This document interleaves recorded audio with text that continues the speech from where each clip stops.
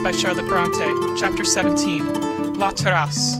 These struggles with the natural character, the strong native bent of the heart, may seem futile and fruitless, but in the end they do good. They tend, however slightly, to give the actions, the conduct, that turn which reason approves, and which feeling perhaps too often opposes. They certainly make a difference in the general tenor of a life, and enable it to be better regulated, more equable, quieter on the surface. And it is on the surface only the common gaze will fall. As to what lies below, leave that with God. Man, your equal, weak as you, and not fit to be your judge, may be shut out thence. Take it to your Maker. Show him the secrets of the spirit he gave. Ask him how you are to bear the pains he has appointed. Kneel in his presence, and pray with faith for light in darkness, for strength in piteous weakness, for patience in extreme need. Certainly at some hour, though perhaps not your hour, the waiting waters will stir, in some shape, though perhaps not the shape you dreamed, which your heart loved, and for which it bled. The healing herald will descend, the cripple and the blind and the dumb and the possessed will be led to bathe. Herald, come quickly! Thousands lie round the pool, weeping and despairing to see it, through slow years, stagnant. Long are the times of heaven. The orbits of angel messengers seem wide to mortal vision. They may enring ages.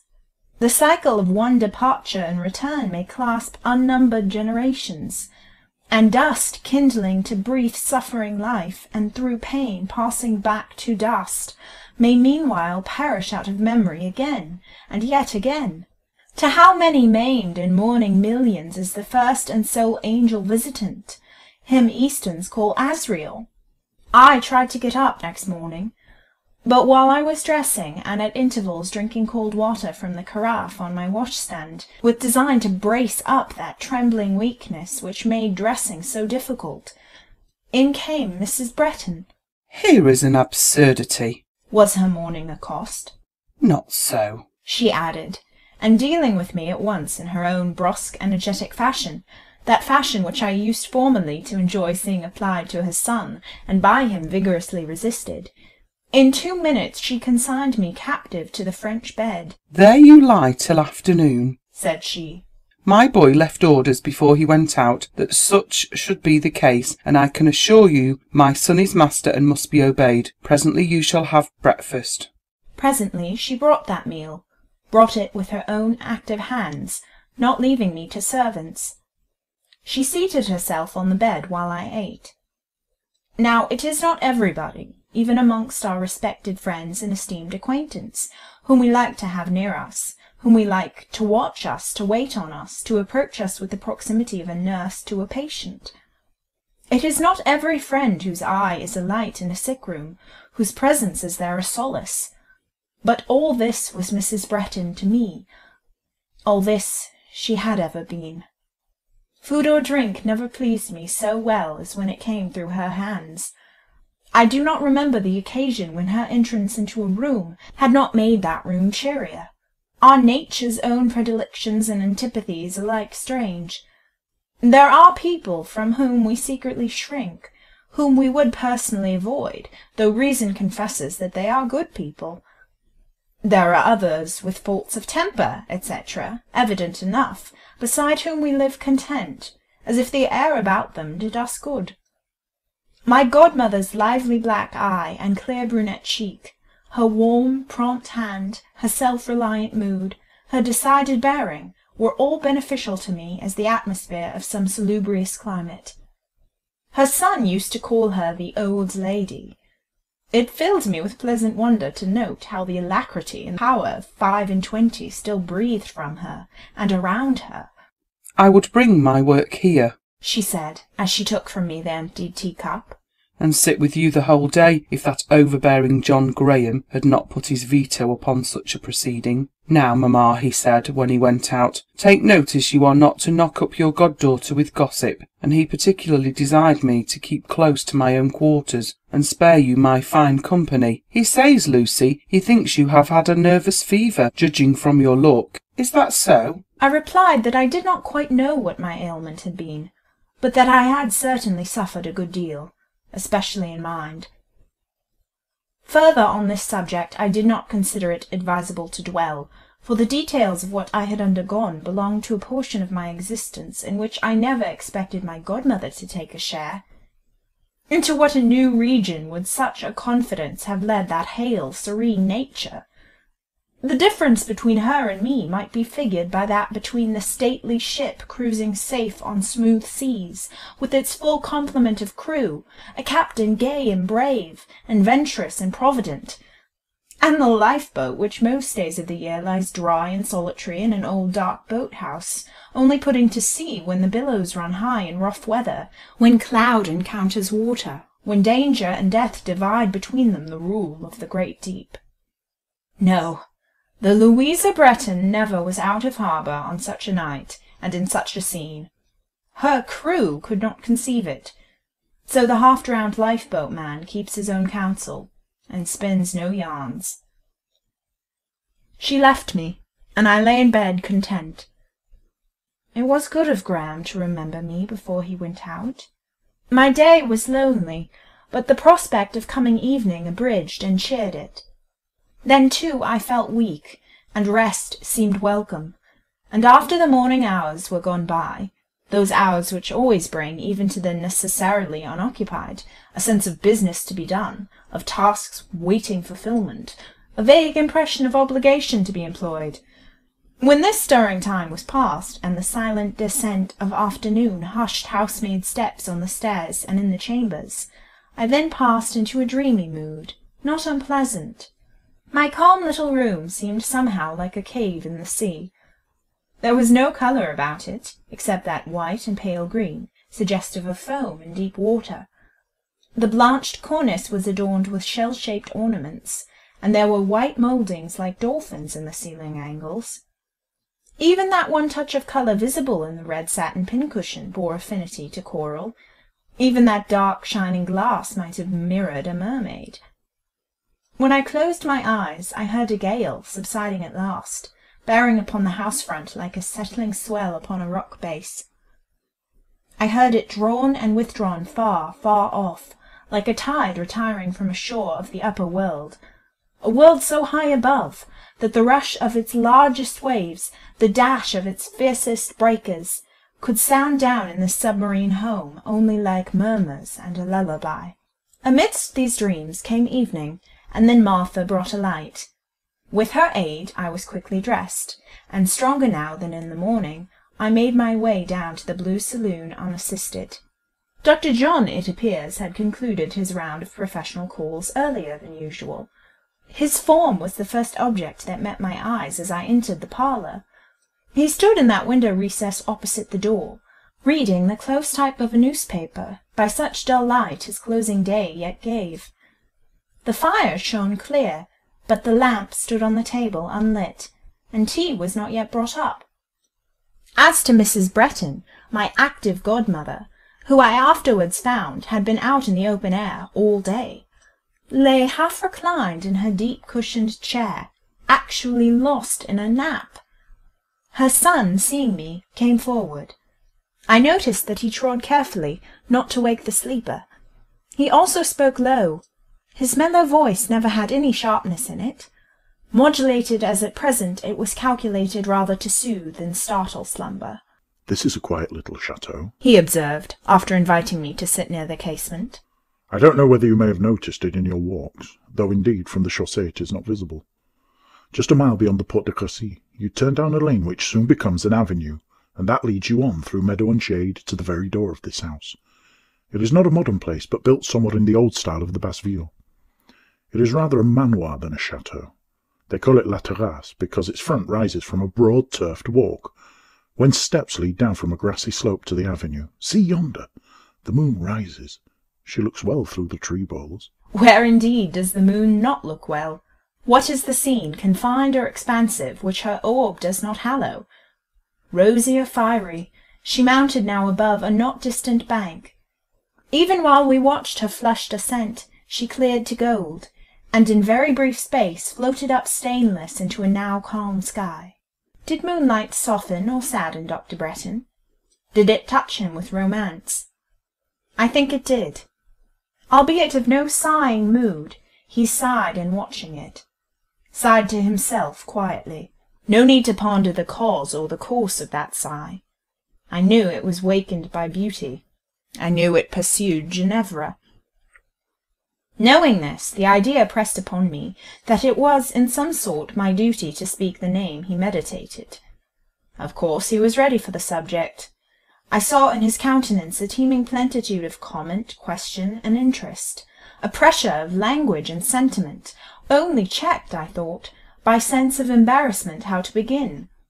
To spare him this embarrassment was my best, indeed my sole use. I had but to utter the idol's name, and love's tender litany would flow out. I had just found a fitting phrase. You know that Miss Fanshawe is gone on a tour with the Chumleys, and was opening my lips to speak to it, when he scattered my plans by introducing another theme. The first thing this morning, said he, putting his sentiment in his pocket, turning from the moon and sitting down. I went to the Rue Fossette and told the cuisinière that you were safe and in good hands. Do you know that I actually found that she had not yet discovered your absence from the house? She thought you safe in the great dormitory. With what care you must have been waited on.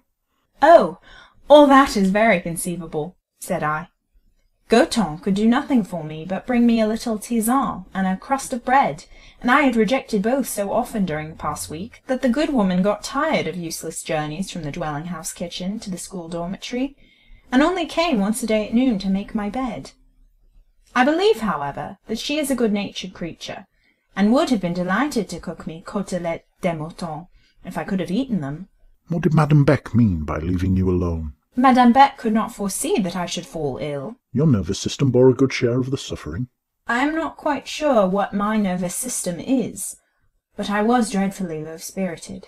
Which disables me from helping you by pill or potion. Medicine can give nobody good spirits. My aunt halts at the threshold of hypochondria. She just looks in and sees a chamber of torture, but can neither say nor do much. Cheerful society would be of use.